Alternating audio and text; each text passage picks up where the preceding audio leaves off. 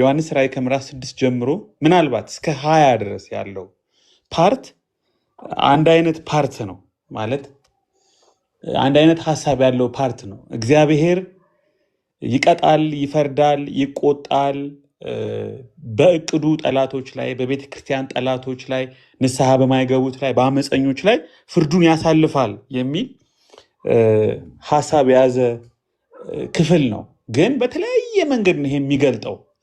በተለይ ደግሞ በሰባት ማህተሞች በሰባት መለከቶች ከምዕራፍ 6 ጀምሮ በሰባት ጽዋዎች ከምዕራፍ 16 ቁጥር 21 እስከ መጨረሻው ድረስ ያለው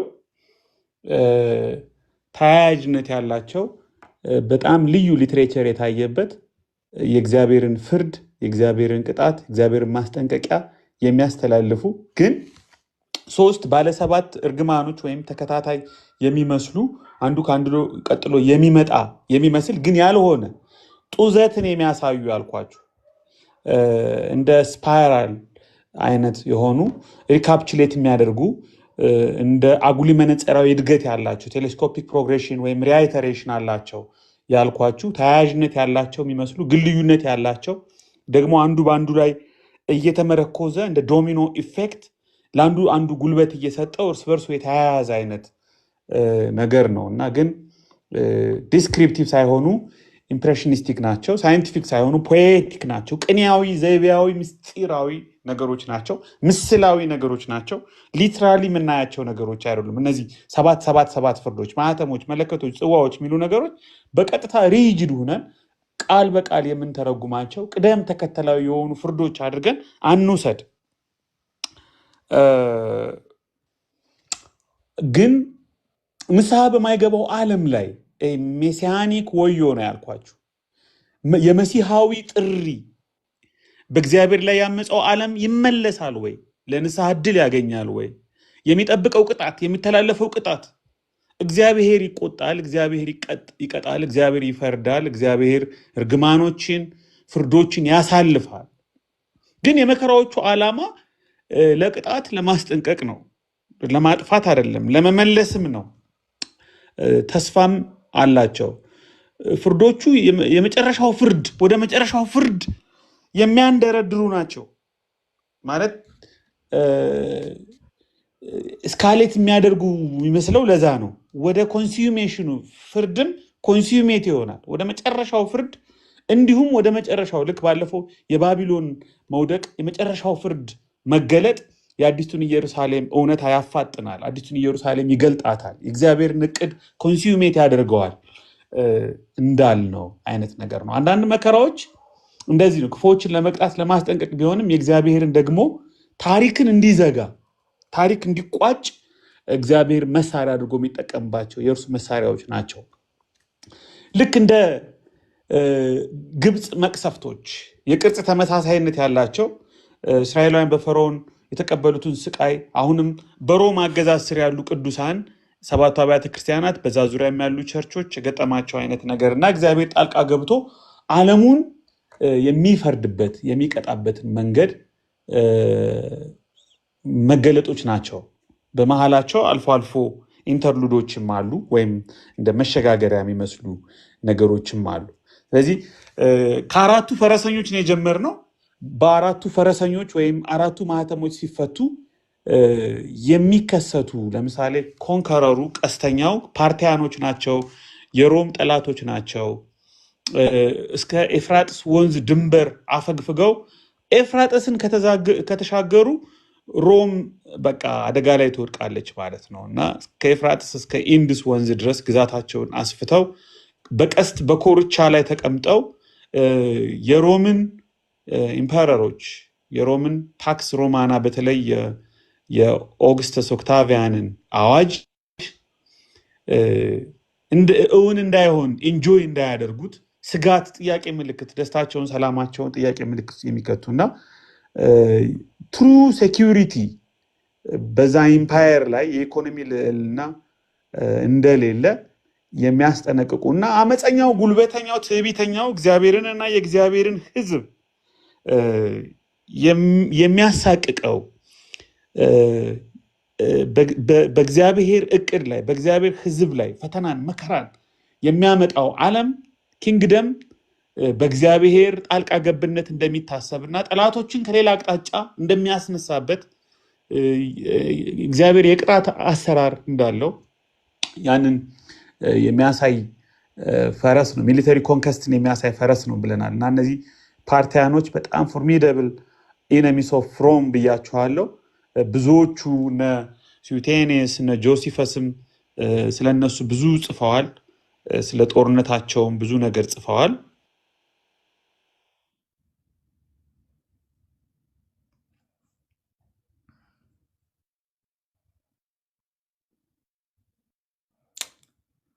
ኤቢ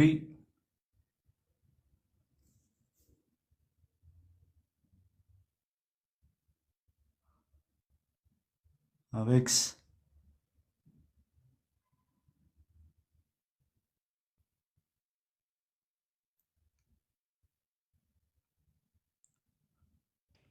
እሰማለሁ። አማን እሰማለሁ። አሁን ትሰማለህ? እሺ ሶሪ። እሺ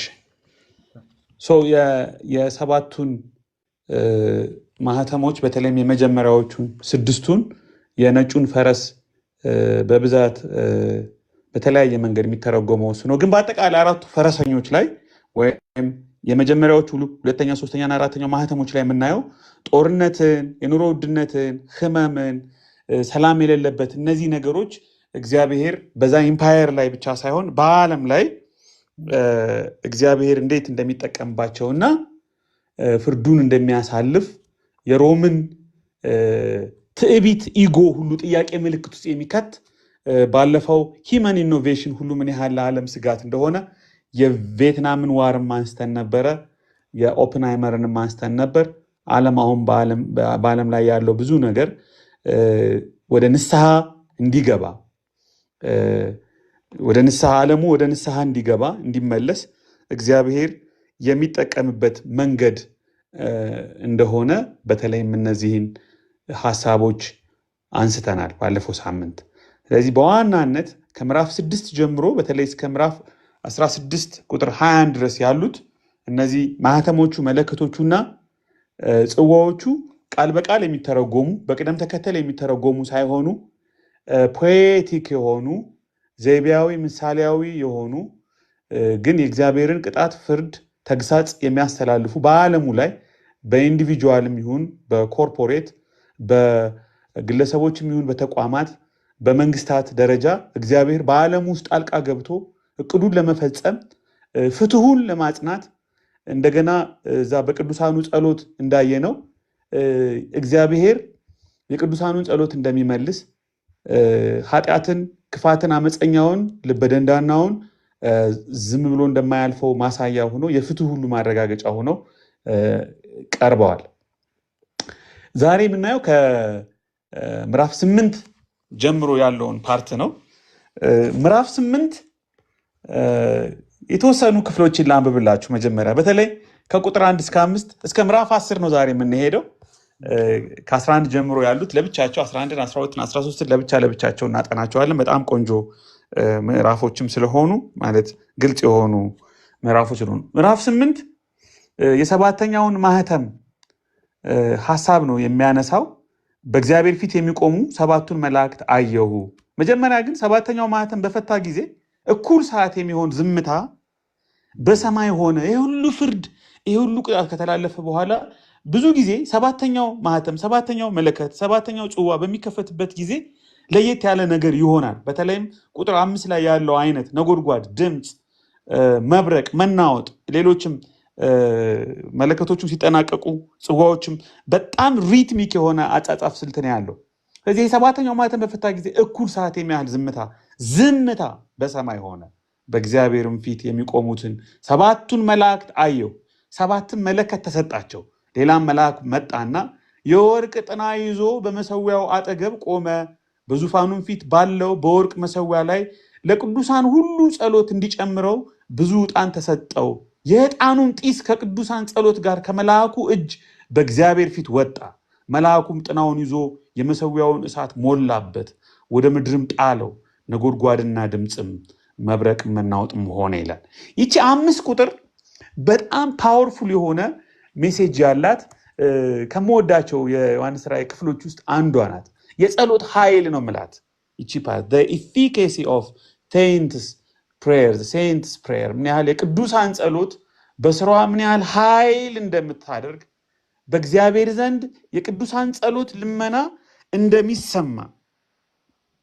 እንደሚሰማ አማኞች ጸሎታቸው ኃይል እንዳለው በእግዚአብሔር ፊት እንደሚሰማ የዕጣን ምስሉ ለፍትህ ለመዳን የሚጮሁ ጩኸታቸው ችላ እንዳልተባለ የታማኝነት ማረጋገጫ እምነት እንዲያድርባቸው እርግጠኛ እንዲሆኑ ማረጋገጫ የቅዱሳን ጸሎት ደካማ እንዳልሆነ ወደ እግዚአብሔር እንደሚወጣ እግዚአብሔርን ለተግባር የሚያነሳሳ ውጤታማ እንደሆነ የሰው ልጅ መከራ ከእግዚአብሔር ፍትህ ጋር የሚያገናኝ ሰው በሚያልፍበት በምጥ ውስጥ በመከራ ውስጥ በሐዘን ውስጥ ወይም በሚያልፍበት በችግር ውስጥ ወደ እግዚአብሔር ሲጾህ ለእግዚአብሔር ሲጸልይ ይሄ ጸሎት ልክ በወርቅ መሰዊያው ላይ እንዳየ ነው የቅዱሳን ጸሎት በመሰዊያው ላይ በእግዚአብሔር ፊት እንደሚቀርብ በዙፋኑ ፊት እንደሚቀርብ እግዚአብሔርን ለውሳኔ የሚያነሳሳ ነገር እንደሆነ the power of prayer በሚገርም ሁኔታ እዚች ሁለት ቁጥሮች ላይ በተለይ አምስቱ ቁጥሮች ምዕራፍ 8 ከቁጥር 1 እስከ 5 ባሉት ላይ ተገልጦ እናገኘዋለን። the power of prayer የቅዱሳን ጸሎት በስራዋ ኃይልን ታገኛለች። የእግዚአብሔር መንግስት ቤስሊ ሙር የሚባል አንድ ራእይን ያጠና ሰው ሌሎች ብዙ ስራዎችንም የሰራ አንድ የመጽሐፍ ቅዱስ አስተማሪ የእግዚአብሔር መንግስት እውን የሚሆንበት መንገድ በጸሎት እንዲሆን እግዚአብሔር ፈቅዷል ይላል። እግዚአብሔር አሰበቅ እንዲህ እንዲሆን የእግዚአብሔር አሰራር ከጸሎት ጋር እንዲቆራኝ የቅዱሳንን ጸሎት እግዚአብሔር እንዲቀበል ልክ መዝሙር 141 ቁጥር 2 ላይ ጸሎቴ በፊትህ እንደ ዕጣን ትቆጠርልኝ እጄን ማንሳቴም እንደ ሰርክ መስዋዕት ትሁን ይላል። እጆቻችንን ማንሳታችንን ጌታ እንደ ጸሎታችን በፊቱ እንደ ዕጣን እንዲሆን በፊቱ እንዲቀርብ ሃሌሉያ በጣም ነው ደስ የሚል። እግዚአብሔር ጸሎታችንን ይሰማል። የኛ ጸሎት የቅዱሳን ጸሎት የእግዚአብሔር ሕዝብ ጸሎት የሰዎች ጸሎት ፓሲቭ አይደለም፣ ኢግኖር አይደረግም። በእግዚአብሔር ዘንድ በዙፋኑ ፊት እግዚአብሔርን ለውሳኔ በፈቀደው መንገድ በወደደው መንገድ እግዚአብሔር ወዷል ይሄንን ነገር። ዘካርያስ አሁን ጥቅስ አብሮ ሊነሳ ይችላል። ዘካርያስ ገብቶ ወደ ጌታ ቤተ መቅደስ ገብቶ ለማጠን በዕጣ ተመረጠ ይላል። ዕጣንም በሚታጠንበት ጊዜ ህዝቡ ሁሉ በውጭ ሆኖ ይጸልይ ነበረ። የህዝቡን ጸሎት የህዝቡን ልመና ይዞ ወደ መቅደሱ እንደገባው ሁሉ ሰማይ ተከፍቶ ዮሐንስ ካየው ራእይ ውስጥ አንዱ ራእይ ምዕራፍ 8 ላይ የምናገኘው የቅዱሳን ጸሎት የሰዎች ጸሎት በእግዚአብሔር ፊት እግዚአብሔር እንደሚያሸተው እግዚአብሔር ምላሽ እንዲሰጠው ያ ደግሞ ቤስሊ ሙሬ እንደተናገረው እንዲህ ነው የምሰራው ብሎ እግዚአብሔር የወደደበት መንገድ ነው። አንዳንድ ጊዜ ጸሎትን ኢግኖር አታድርጉ ቅዱሳን ወንድሞቼ እህቶቼ። አይ ባልጸልይም ያውቀዋል ባልጸልይም ይሰራዋል አንበል። በቃ እግዚአብሔር እንዲህ ሊሰራ ፈቅዷል። እኔ ብዙ ጊዜ የምናገረው ነገር አለ። መጽሐፈ ሳሙኤል ላይ የሐና ጸሎት ለኔ እንደ እግዚአብሔር ላቦራቶሪ ነው፣ እንደ እግዚአብሔር ማህፀን ነው እላለሁ። እኔ እግዚአብሔር ኢካቦድ የሆነውን ካቦድ ለማድረግ የሐና ምጥ ተጠቅሞበታል እንደ መሳሪያ። አንዳንድ ጊዜ ሰዎች ጸሎትን እንትን ያደርጉታል፣ ይሄ ፓስወርድ ወይም እግዚአብሔርን እጁን ቆልምመው ወይ እግዚአብሔርን ዳዊት መዝሙር 53 ለመዝሙር 51 ላይ እንዳደረገው የሆነ እግዚአብሔርን ደካማ ጎኑን አፈላልጎ ወይ ደግሞ ብልጥ ሆኖ ወይ ደግሞ ከሌሎች ተሽሎ ጥቅማ ጥቅሞችን የሆነ ነገር ከእግዚአብሔር የማግኛ በቃ ፎርሙላ ያደርገዋል። አይደለም። ከዚህም በላይ ከዚህም ባሻገር የእግዚአብሔር የመንግስቱ መሳሪያ ነው። እግዚአብሔርን ለውሳኔ የሚያነሳሳ ነው። እግዚአብሔር ዘመኑን የሚዘጋበት መሳሪያ ነው። ታሪክን የሚያጠናቅቅበት መሳሪያ ነው። በዓለም ላይ ያለች ቤተክርስቲያን ትጸልይ፣ ቅዱሳን ሁሉ ይጸልዩ፣ ቤተሰቦች ሁሉ ይጸልዩ። እግዚአብሔር ጸሎቱን ይፈልገዋል። እግዚአብሔር ጸሎቱን ይጠቀምበታል። እግዚአብሔር ጸሎታችንን ይሰማዋል። እግዚአብሔር ጸሎትን እንደ መሳሪያ ይጠቀምበታል። እስራኤልን ለማደስ ሳሙኤልን ለማምጣት የሐናን ማህፀን እንደ ላቦራቶሪ ተጠቅሞ በምጧ ሳሙኤል ብቻ ሳይሆን የእስራኤል ተሐድሶ ተወልዷል። ሃሌሉያ! ይሄ ነው የእግዚአብሔር መንገድ። ግን አንዳንድ ነገሮች አሉ። ለምሳሌ በዙፋኑ ፊት የሚቆሙ ይሄ ወርሺፕ የሚመስል ቴምፕሉ ይታያል። ሌላ ቴምፕል ወይም ሌላ የመቅደስ ድባብ ልክ እንደ ራዕይ ምዕራፍ 4 እንደ ራዕይ ምዕራፍ 5 ሌላ የቴምፕል ትሮን ኢሜጅ ነው የምናገኘው። መላእክት አሉ። 7ቱ መላእክት ቁጥር 2 ላይ ሊቀ መላእክት ናቸው። አንደኛ ሄኖክ ላይ ስናነብ አንደኛ ሄኖክ ምዕራፍ 20 ከቁጥር 1 እስከ 7 ስታነቡ ስማቸውን ሁሉ ይዘረዝረዋል። የመላእክት ስም ዝርዝር በ66ቱ ቀኖናዊ መጽሐፍቶቻችን ውስጥ በግልጽ አናገኝም። ወጣ ስንል ጦቢት ላይ እናገኘ መጽሐፍ ጦቢት ምዕራፍ 12 ቁጥር 15 ላይ 7 ሊቀ መላእክት እንዳሉ አንዱ ሩፋኤል ነኝ ይላል። ሩፋኤል ከነ ኡርዬ ከነ ኡራኤል ጋር ከነ ራጉኤል ጋር ከነ ሚካኤል ጋር ከነ ሰራቄል ጋር ከነ ገብርኤል ራሜል የሚባሉ 7 ሊቀ መላእክት እንዳሉ ሄኖክና ጦቢት እንዲሁም ሌሎች አሴንሽን ኦፍ አብርሃም ምናምን የሚባሉ ሊትሬቸሮች አሉ። አንዳንዶች ሰዎች እነዚህን ጥቅሶች ስጠቅስ ኮንፊውዝድ የምትሆኑ አዲስ ሰዎች ካላችሁ ከቀኖናችን ከ66ቱ ውጭ ያሉ መጽሐፍት ለጥናቶቻችን በምን መልኩ ነው የሚጠቅሙ ወይም እንዴት እንያቸው የሚለውን ይሄን የዮሐንስ ራዕይን ጥናት ስናጠናቅቅ ወይ አንድ የሰፊ የጥያቄና መልስ ላይቭ ራሱን የቻለ እንጠቀማለን። ካልሆነ ግን አማን ጋር እንደተነጋገር ነው ዲዩትሮ ካኖኒካል ቡክስ ወይም አፖክሪፋል የምንላቸው መጽሐፍት 15ቱን ብቻ ሳይሆን በኦርቶዶክስ 81 የሆኑት 15ቱ ተጨማሪዎችን ብቻ ሳይሆን ከዛም ያለፈው 200 300 400 መጽሐፍት አሉ። ምናልባት የቸርች ፋዘርስንም ስራዎች ጨምሮ በተለይ ግን ዲዩትሮ ካኖኒካል የሚባሉ በፈርስት ኤንድ ሰከንድ ሴንቸሪ የተጻፉ ከ66 ውጭ ያሉ መጽሐፍትን በምን መልኩ ነው የምንጠቀምባቸው? አዲስ ኪዳንን ርዕስ ይዘን እናወራለን። ፐርፌክት ርዕስ ይዘን እናወራለን ብለናል። በእውነት በጣም የምንማማርበት እድል ይፈጠራል። እግዚአብሔር ይመስገን።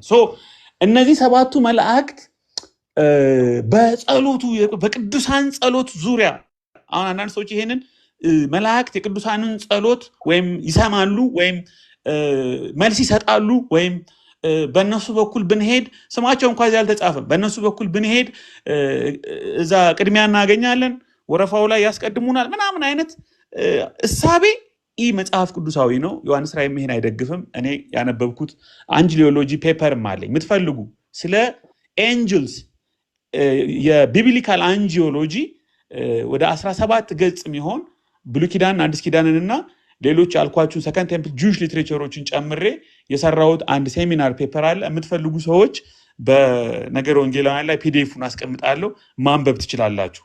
ሰፊ የሆነ እውቀት ሰፊ የሆነ ነገር የመላእክትን ኢንክሉዲንግ ኤንጅልስ ቬነሬሽንን ተመልክቶ ለመላእክት የሚቀርብ ክብር አለ ወይ፣ ምስጋና አለ ወይ፣ ለእነሱ መጸለይ ይቻላል ወይ፣ እንደዚህ አይነት ጁዊሽ ትራዲሽን አለ ወይ ምናምን የሚሉ ነገሮችን ሁሉ ኤግዞስቲቭ የሆኑ ሪሶርሶችን እዛ ማግኘት ትችላላችሁ፣ ማንበብ ትችላላችሁ። ዛሬ ይሄን ጥናት ከጨረስን በኋላ ነገር ወንጌላውያን ላይ ቴሌግራም ግሩፑን አስቀምጣለሁ። ግን በሌላ ጊዜ ርዕስ ይዘን እናወራለን። በአጠቃላይ ኤክስትራ ቢብሊካል ሊትሬቸሮችን በምን መልኩ እንጠቀምባቸው የሚለውን። ኦኬ።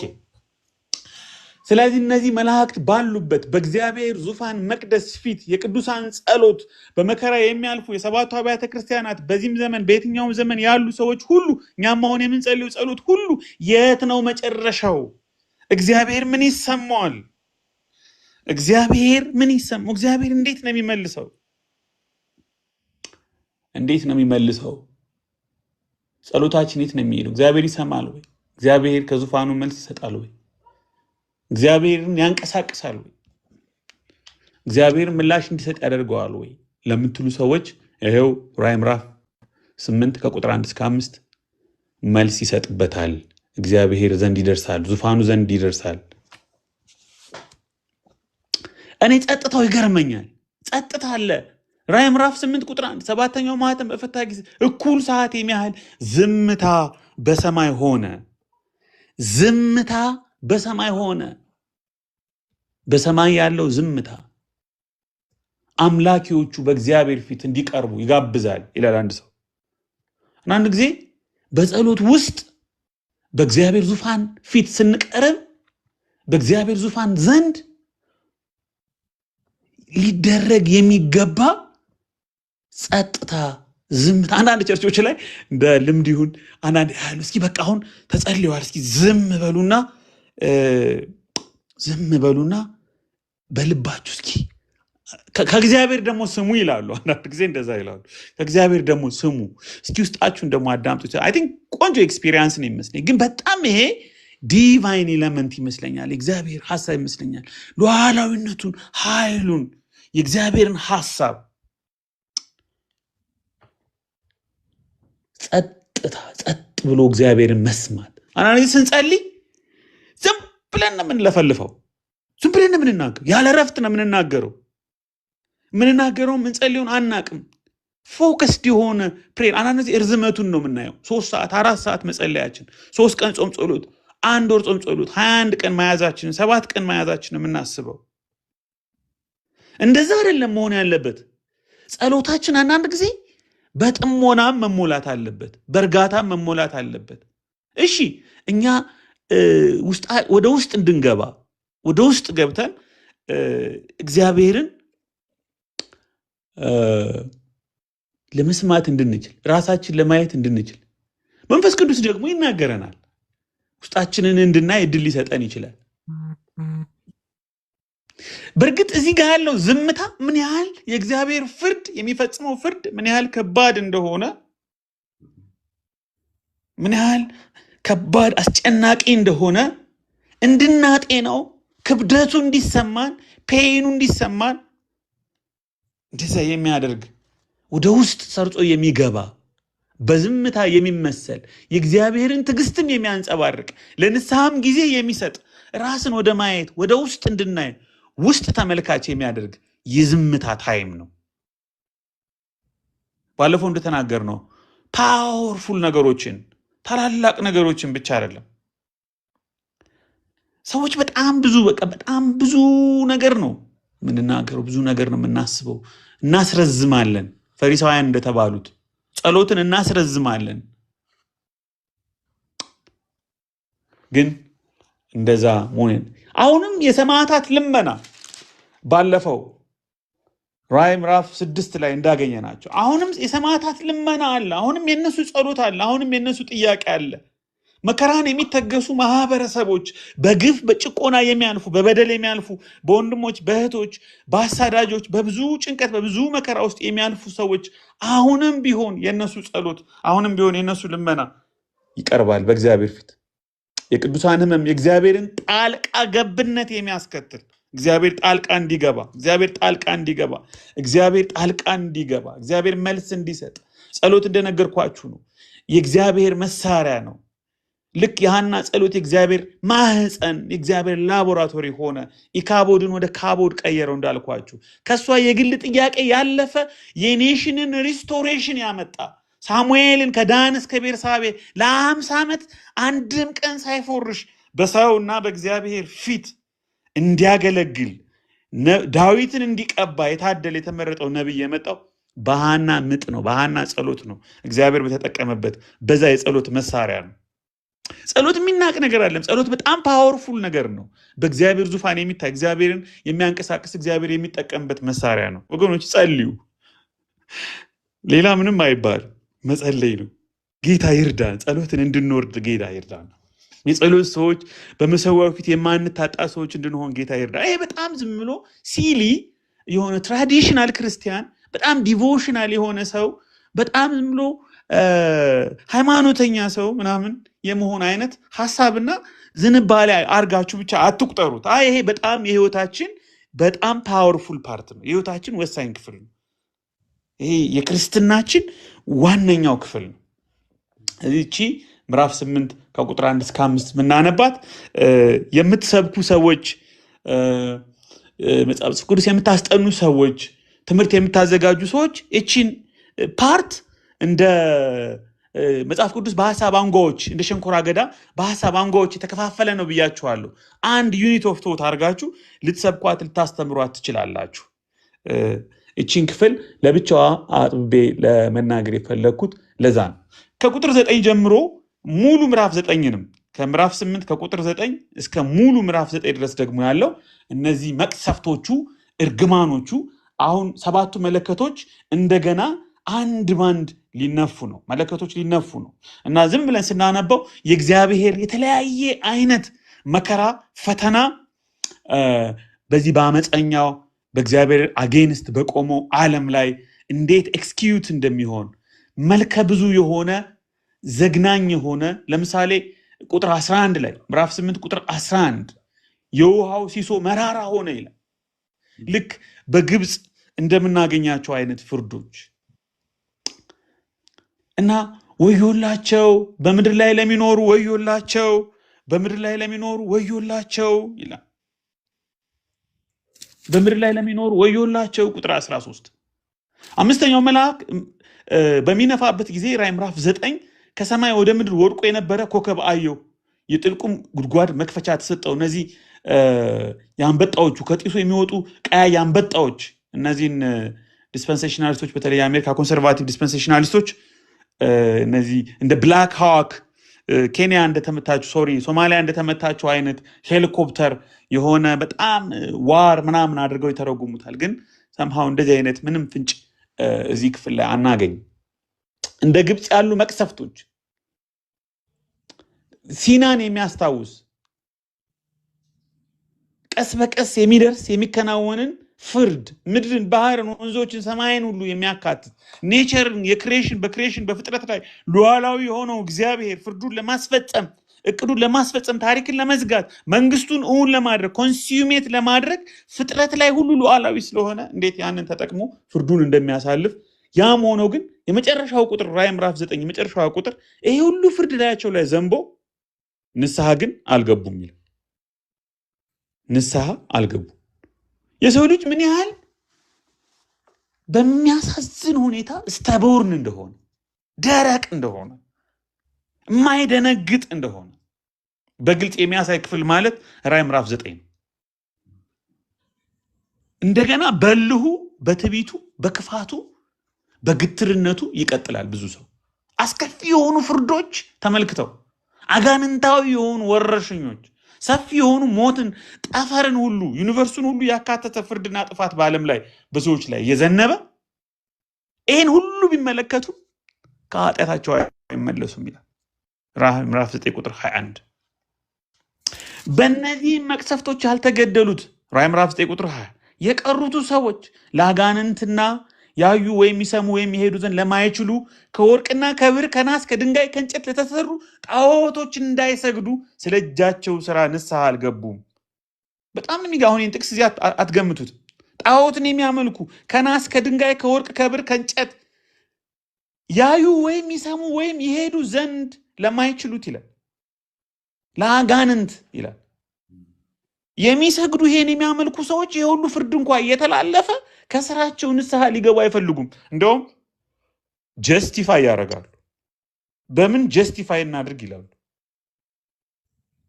ስለ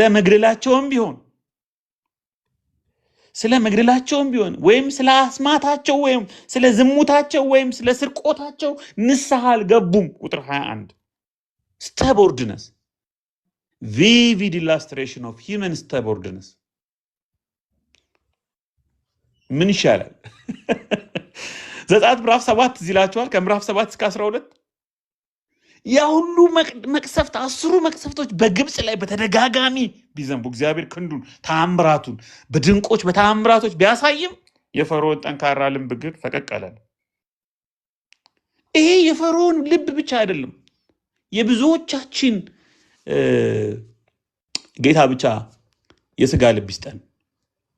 ይሄ በጣም ጥንቃቄ የሚጠይቅ ነገር ነው። እነዚህ የፍርድ ምዕራፎች ራዕይ ምዕራፍ 6 ጀምሮ የምናገኛቸው የፍርድ ምዕራፎች የሚያስጠነቅቁን የሚያስተምሩን ግትር እንዳንሆን ነው። ስስ ልብ እንዲኖረን ነው። ወደ ንስሐ እንድንመለስ ነው። ፍንጮችን ስናይ አንመራመር፣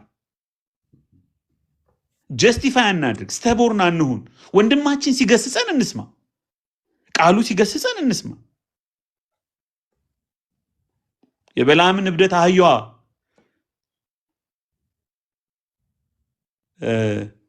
የጴጥሮስን ክህደት ዶሮ እንዳለ አንዱ ስለ ዶሮ እየሰማው ነበር ሰሞኑንና that's a good የሆነ አሊጎሪካል ኤክስፕሬሽን ግን it's okay I can understand። ዶሮ አይደለም ቀኖና የሰጠው ዶሮ አይደለም ለጴጥሮስ፣ ግን ዶሮ ሳይጮህ ትክደኛለህ ስላለው በተለያየ መንገድ ተግሳጽ፣ ማስጠንቀቂያ ራሳችን ላይ ርምት እርምጃ እንድንወስድ፣ እንድንደነግጥ፣ ንስሐ እንድንገባ፣ እንድንመለስ፣ አንገታችንን እንዳናደነድን፣ ግንባራችን እንደ ቡላ ድንጋይ እንዳናጠነክር፣ እንድንመለስ ስስ ልብ እንዲኖረን መጽሐፍ ያስተምረናል።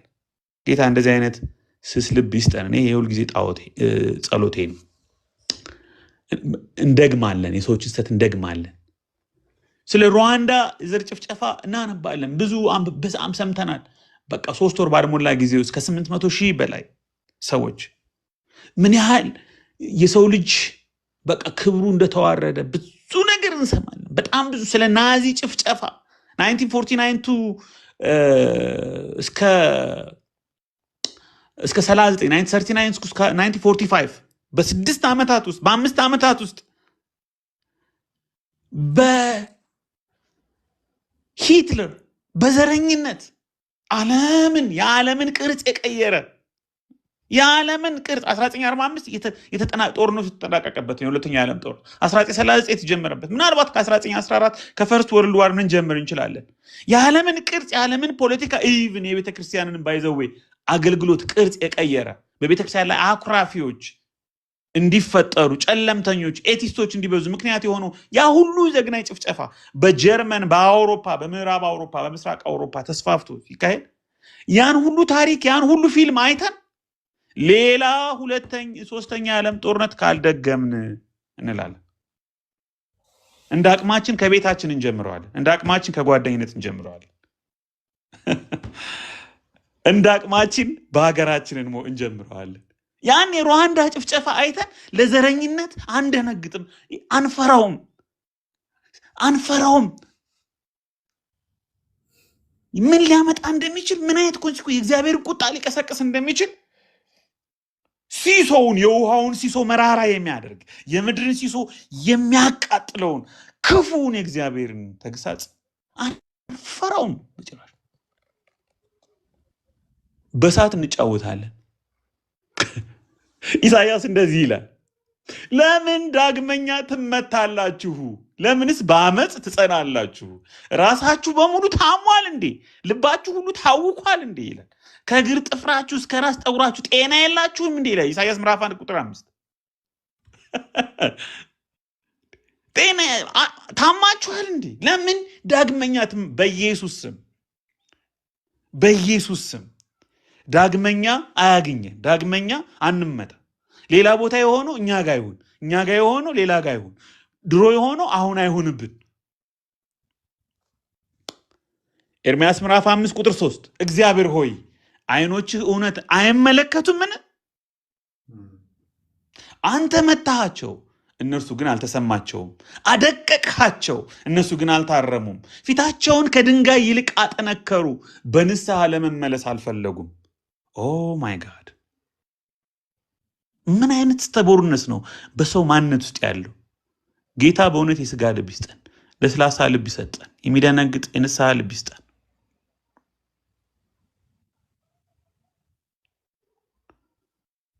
ትህትናን፣ የእግዚአብሔርን ሉዓላዊነት የሚያውቅ ፍቅርን የሚያውቅ ታጋሽ። እና አሁን በዚህ በቲክቶክ ሰፈር እንኳ አንድ ወር ምናምን ባለሞላ ጊዜ ውስጥ ዞር ያ ብዙ ሰርቬ የሚመስሉ ነገሮችን ሳይ በትህትና መደማመጥ፣ መማማር፣ ስህተትን መተራረም ሳይሆን ማጥቃት፣ ማጥመድ፣ ስም ማጥፋት፣ ሚስ ሪፕሬዘንት ማድረግ በቤተ እምነት፣ በፖለቲካ፣ በአይዲዮሎጂ ሰው ተከፋፍሎ ጥቃት ሲወራወር በሚገርም ሁኔታ በዚህ አንድ ወር ውስጥ ብዙ ነገር አዩ። በጣም ብዙ ነገር። ጌታ በጣም በእውነት ማስተዋል ይስጠን። ብዙ ነገር በፍርድ ውስጥ የእግዚአብሔር ሉዓላዊነት ይታያል። በአስፈሪ ፍርዶች እንኳ እግዚአብሔር እነዛን ነገሮች በቁጥጥሩ ስር ስለሚያውላቸው አማኞች መፍራት ብቻ ሳይሆን መጽናናትም እንችላለን። ሉዓላዊው አምላክ ነው የሚያስኬዳቸው። ከቁጥጥር ውጭ ወጣ አይደለም። እግዚአብሔር በወሰነው ጊዜ በእግዚአብሔር ፍቃድ ገድቦ ለውቅያኖሶች ለውሆች እንኳ ገደብ አላቸው እንዳለው ኢዮብ የተገደቡ ስለሆኑ ቴይለርድ ስለሆኑ የመንፈሳዊ ጦርነት እውነታዬ ስለሆነ ራዕይ ምዕራፍ 12ን ምዕራፍ 13 ስናጠና በደንብ ስለዚህ እነዚህ ነገሮች ስለማነሳ ብዙ አልሄድበት። በውጊያ ውስጥ በመከራ ውስጥ በፈተና ውስጥ ብናልፍም አንዘናጋም። በንስሐ በጥንቃቄ በእግዚአብሔር ፊት እንቀርባለን። በመንፈሳዊ አስተዋይነት በእግዚአብሔር ጥበቃ ውስጥ ብንሆን በእግዚአብሔር ታምነን በመንፈሳዊ አስተዋይነት እንኖራለን። ግን እግዚአብሔር አይዘበትበትም። እግዚአብሔር ይቀጣል፣ እግዚአብሔር ይቆጣል፣ እግዚአብሔር ይፈርዳል።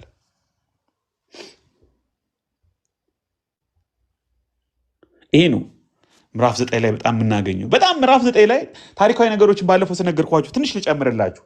ራዕይ ምዕራፍ 9 በጣም የምወደው አንድ ሌላ ክፍል አለ። ስድስተኛው መልአክ ሲነፋ የሚመጣው ነገር ነው። ስድስተኛው መልአክ ነፋ ይላል ራዕይ ምዕራፍ 9 ቁጥር 13።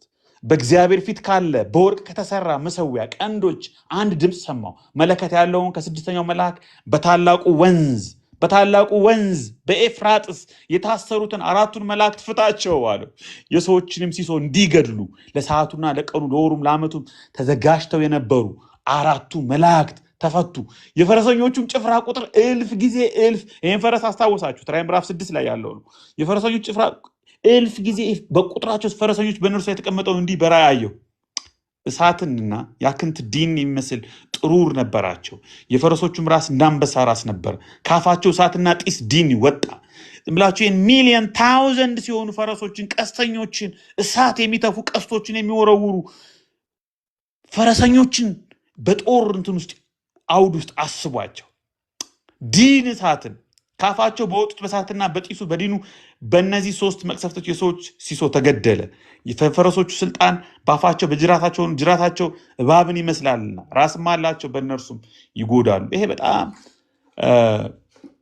በታሪክ ውስጥ በጣም የፓርቲያኖች ጉዳይ በሮም ፖለቲካ በቀላሉ የሚታይ ነገር አይደለም። የፓርቲያኖች ጉዳይ በጣም ለሮማውያን አሳሳቢ ነው። ኤፍራጥስ ሲባል ሮማውያንም እነዚህ የዮሐንስ አንባቢዎችም ስለ ፓርቲያኖችን እየተወራ እንደሆነ ድንበራቸው ኤፍራጥስ ነው ብያቸዋለሁ። ከኤፍራጥስ ከኢንደስ ወንዝ ሮምን የሚያስፈራሩ የሮም ታሪካዊ ጠላቶች ናቸው። አሁን እዚህ ራዕይ ምዕራፍ 9 ቁጥር 13 ላይ ግን ኤፍራጥስ ወንዝን ሲሻገሩ ይታያል። በቃ አለቀ። ትሬትኒንግ ናቸው። ትሬትኒንግ ኔሽንስ ፓርቲያንስ። እነዚህ ኢስተርን ባውንድሪውን የሮማን ኢምፓየርን ጥሰው መጡ። ለሮም አስጊ ቅርጽ እሳት ዲን የሚያዘን የእግዚአብሔር ፍርድ፣ የእግዚአብሔር ኃይል፣ የእግዚአብሔር ቅጣት፣ የእግዚአብሔር መቅሰፍት መጣ። እዚህ እግዚአብሔር የአጽናፈ ዓለሙ ገዢ ነው። ፍትህን ፍርድን ያያል። ቅዱሳኑን ህዝቡን ያያል። በመከራ የምታልፈውን በጭንቀት የሚያልፈውን ወንድም ድምፅ ጸሎት ይሰማል። የምታለቅስን በመሰዊያው ፊት የተንበረከከችን የቆዘመች ፊቷ የጠቆረውን እህት ጸሎት እግዚአብሔር በመሰዊያው ይሰማል፣ መልስ ይሰጣል፣ ፍርዱን ያሳልፋል። በግለሰቦች ላይ፣ በተቋማት ላይ፣ በዓለማት ላይ፣ በነገስታት በመንግስታት ላይ። ሊትል ስክሮል ራዕይ ምዕራፍ 10 ራዕይ ምዕራፍ 10 ላይ ገብተናል። ትንሿ መጽሐፍ በጣም መወዳት ትንሿ መጽሐፍ ሊትል ስክሮል በጣም መወዳት መጽሐፍ ውስጥ ገባን። ልክ እኔ የዮሐንስ ራዕይ ትንሿ አብሪጅድ ቨርዥን ነው መላት። ምዕራፍ 10 ላይ ሌላ መልአክ ይመጣል እና ያ መልአክ በራሱም ላይ ቀስተ ደመና ነበረ። የምህረትን ነገር የሚያስታውሱትም እንደ ፀሐይ እግሮቹ እንደ እሳት አምዶች ነበሩ። የተከፈተችንም ታናሽ መጽሐፍ በእጁ ያዘ። ታናሽ መጽሐፍ ቀኝ እግሩንም በባህር ላይ ግራውን በምድር ላይ አኖረ። እንደሚያገሳ አንበሳ በታላቅ ድምፅ ጮኸ ይላል። አልፌ ቁጥር 8 ላይ ላንብብላችሁ። ከሰማይም የሰማሁት ድምፅ እንደገና ሲናገረኝና ሂድና በባህርና በምድር ላይ ከሚቆመው መልአክ ከዚህ አሁን ቁጥር 1 ላይ ያነበብኩት መልአክ በእጁ ያለችውን የተከፈተችውን መጽሐፍ ውሰድ ሲል ሰማሁ። ለዮሐንስ እችን መጽሐፍ ውሰዳት ተባለ። እችን ትንሿን መጽሐፍ ውሰዳት፣ ሂድና ተቀበሉ። ምን አይነት መጽሐፍ ምንድን ነው ያለባት? እስኪ እናንብበው። ወደ መልአኩም ሂጄ ታናሽቱን መጽሐፍ ስጠኝ አልኩት። ብዙ ጊዜ ፌስቡክ ላይ ለጥፋት ነበረች። ታናሽቱን መጽሐፍ ስጠኝ፣ ታናሽቱን መጽሐፍ ስጠኝ አልሁት። እርሱም ውሰድና ብላት አለኝ። ደስ የሚል ጥያቄ፣ ደስ የሚል መልስ። ሆድህንም መራራ ታደርገዋለች። አም ሶሪ፣ ባፍ ግን እንደ ማር ጣፍጣለች አለኝ። ከመልአኩም እጅ ታናሽቱን መጽሐፍ ወስጄ በላኋት። ታናሽቱን መጽሐፍ ወስጄ በላኋት። ባፌም እንደ ማር ጣፈጠች፣ ጣፋጭ ሆነች። ከበላኋት በኋላም ሆዴ መራራ ሆነ። እሺ፣ ቁጥር 11 የመጽሐፏ ሚስጥር ተፈታ። ራዕይ ምዕራፍ 10 ቁጥር 11 እቺ ታናሽቱ መጽሐፍ ምንድናት? ይኸው በብዙ ወገኖችና በአሕዛብም በቋንቋዎችም በነገስታትም ላይ እንደገና ትንቢት ትናገር ዘንድ ይገባሃል ተባለልኝ። that is prophetic empowerment. prophetic empowerment ትንቢታዊ አቅምን፣ ትንቢታዊ ኃይልን፣ ለነብያዊ ስራ እንደገና መጠራትን፣ የቤተ ክርስቲያንን ነብያዊ ሚና ማጉላትን፣ የታናሽቱ መጽሐፍ መመገብ ሚስጥር፣ የሚበላ የሚነገር ትንቢታዊ ቃል፣ ሲቀምሱት የሚጣፍጥ ሲናገሩት መራራ የሚሆን ፍርድን የያዘ ሊሆን ይችላል። በዓለም ላይ ፍርድን ሊሆን ይችላል የሚናገረው። በዓለም ላይ የእግዚአብሔርን ቃል ማወጅ ሊሆን ይችላል። ለአንዳንዶች መራራ፣ ለአንዳንዶች ፍርሃትን የሚያመጣ ሊሆን ይችላል። ለምሳሌ ሕዝቅኤልን ባነብላችሁ የሰው ልጅ ሆይ በፊት ያለውን ብላ፣ ይህ ጥቅልል መጽሐፍ ብላና ሄደ ለእስራኤል ቤት ተናገር አለኝ። አያችሁ፣ ለእስራኤል ቤት ተናገር አለኝ። አፌን ከፈትኩ፣ መጽሐፉን አጎረሰኝ። የሰው ልጅ ሆይ እኔ የምሰጥህን ይህን ጥቅልል መጽሐፍ ብላ፣ ሆድህን ሙላ። እኔም በላሁት። ሕዝቅኤል በአፌም ውስጥ እንደማር ጣፈጠኝ። ሕዝቅኤል ምዕራፍ 3 ከቁጥር 1 እስከ 4 እርሱም እንዲህ አለኝ፣ የሰው ልጅ ሆይ ተነስተህ ወደ እስራኤል ቤት ሂድና ቃሌን ንገራቸው። ሪኪንድል እያደረገው ነው፣ ሪኮሚሽን እያደረገው ነው። መሀል መጽሐፉ አጋማሽ ላይ መጣና ራዕይ ምዕራፍ 10 ላይ ዮሐንስ ገና ነው፣ ኢምፓወርድ ሁን። ቤተክርስቲያን ወይ ገና ነሽ፣ ገና አልተናገርንም። ገና ፕሮፌቲክ የሆነውን ሮል፣ ገና እግዚአብሔርን ቃል፣ ገና እግዚአብሔርን ፍርድ፣ ገና እግዚአብሔርን ነገር ገና ነው። ኢምፓወርድ አልሆን። መልእክቱ መራራ ነው። ሕዝቅኤል ምዕራፍ 2 ቁጥር 9 አንተ ግን የሰው ልጅ ሆይ እኔ የምልህን ስማ፣ እንደዛ አመፀኛ ቤት አታምፅ፣ አፍን ክፈት፣ እሺ የምሰጥህን ብላ። ከዛ በኋላ እነሆ አንድ እጅ ወደ እኔ ተዘርግቶ አየሁ። ጥቅል መጽሐፍ ነበረበት፣ እርሱም በፊቴ ዘረጋው። መጽሐፉም ይላል ሕዝቅኤል ምዕራፍ 2 ቁጥር 10 መጽሐፉም ከፊትና ከኋላው የሰቆቃ የልቅሶና የዋይታ ቃላት ተጽፎበታል ይላል። የሕዝቅኤሉ እንደምነግራችሁ ሊሆን ይችላል፣ መራራ ሊሆን ይችላል መልእክቱ። ለአንዳንዶች የሞት መልእክት ነው፣ ለአንዳንዶች የፍርድ መልእክት ነው። ለምን? አንዳንዶች ውስጥ ተቦር ናቸው ብለናል። ንስሐ አይገቡም፣ አይመለሱም፣ ወደ እግዚአብሔር አይመጡም። ለእነዚህ የፍርድ መልእክት ነው። ለአንዳንዶች የህይወት ሽታ፣ ለአንዳንዶች የሞት ሽታ እንደተባለው ሞት ሊሆን ይችላል፣ አስጨናቂ ሊሆን ይችላል፣ ሰቆቃ፣ ለቅሶ፣ ዋይታ የያዘ ሊሆን ይችላል። ግን ይሄ መጽሐፍ ኢምፓወር ያደርገናል፣ ሪኮሚሽን ያደርገናል። እውነታውን እንድንናገር ኢምፓወር ያደርግ። ቃሉን መብላት የነብይነት ሚና ነው። ለነብይነት አገልግሎት የእግዚአብሔር የማብቃት ስራ እግዚአብሔር ነው የሚያበቃን። እግዚአብሔር ነው ኢምፓወር የሚያደርገን። ዳት ዘ ዲቫይን ኖሪሽመንት የእግዚአብሔርን ቃል ለመናገር የሚያስችል መለኮታዊ ምገባ ነው።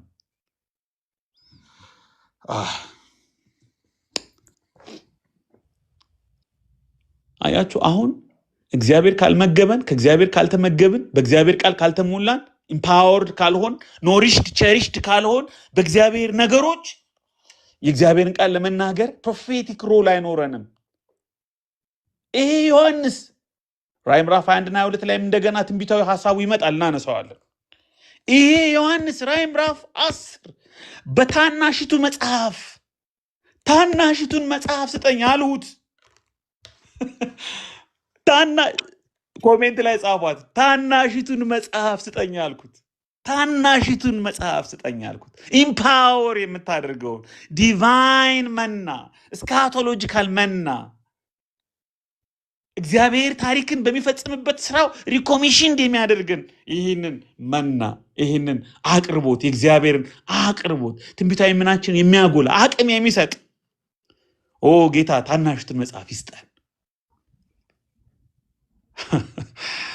ይሄ ቤተክርስቲያን ትንቢታዊ ሚና ነው።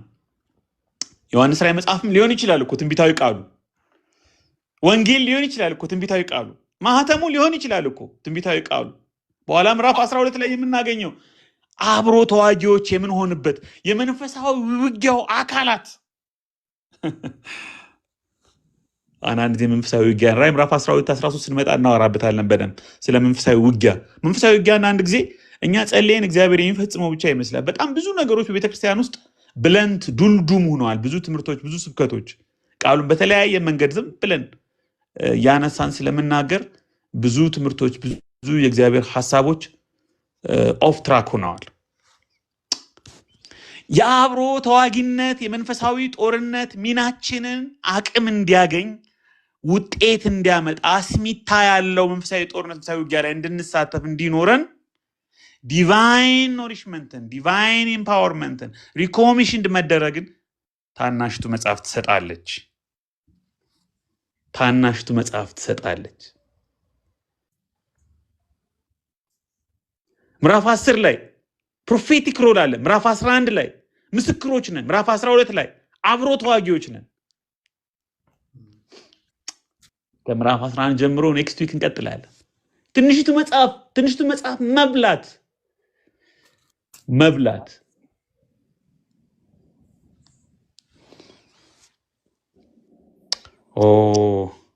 እግዚአብሔር አቅም ይስጠን። እግዚአብሔር የትንሽቱን መጽሐፍ አቅርቦት ባውንቲፉል ሳፕላይ ኦፍ ዘ ስፒሪት ኦፍ ዘ ሎርድ እንደሚለው ጳውሎስ የእግዚአብሔር መንፈስ መሰጠት ለመዳኔ ይሆንልኛል። ዮሐንስ 10:10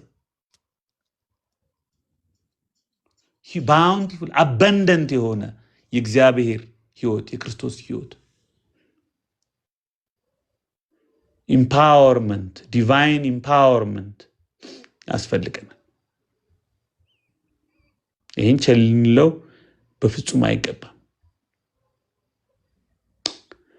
እግዚአብሔር ይህንን ኦፕንነስ ረሃብ ይህንን አቅርቦት የሚያበቃንን ይህንን ክፉ ዓለም እሱ ሊያጠናቅቀው በሂደት ውስጥ ያለው ወደ ኮንሱሜሽኑ ወደ ፍጻሜው በሚመራው ዓለም ላይ እኛ ትርጉም ያለን ስሜታዊ የሆነ ስሜት የሚሰጥ ትርጉም ያለው ሮል እንዲኖረን የሱ ደግሞ ለፍርድ የተጠበቅን ሳይሆን ልክ እዚህ በመሰዊያው ላይ እንዳሉ ቅዱሳን